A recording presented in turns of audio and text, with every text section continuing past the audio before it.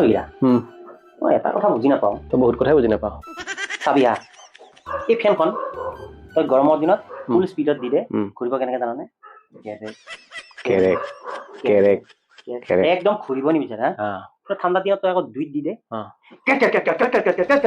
ফুল স্পীডত কিয় বাৰু সেইটোৱে মানে যেতিয়া প্ৰয়োজন নাই তেতিয়া বেছিকে দিব যেতিয়া প্ৰয়োজন হয় তেতিয়া নাই তাকেতো টিভি আৰু ফেনৰ মাজত একো পাৰ্থক্য নাই এটা পাৰ্থক্য আছে নেকি শুনি ল টিভিও যেতিয়া তোৰ মৰম খুব লাগিব মানে মৰম অনুভৱ কৰিবি তেতিয়া তোৰ মা দেখাও দিবলৈ নাই এনেকে মুখখন ফুলাই বহি থাকিব যেতিয়া তোৰ মৰমৰ প্ৰয়োজন নাই তই কামত ব্যস্ত তেতিয়া কি লেলা সাদৰ চাবি কি মৰমে উপচাই দিব তোক একে বস্তু সেইটো হয় এটা পাৰ্থক্য কিন্তু আছে কি ফেনখনক আমি চলাওঁ টিভি আকৌ আমাক চলাই কুকুৰ তই বিয়া কেতিয়া পাতিলি মোৰ কথা কোৱা নাই তোৰ ক্ষেত্ৰত কথাটো কৈছো হেই কি ভাল কথা ক'লে টিভিয়ে মোক চলাব বাবা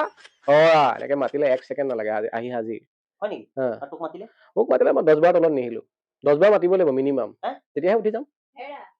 1 মিনিট মই আহি আছো इनसे मिलिए 10 बार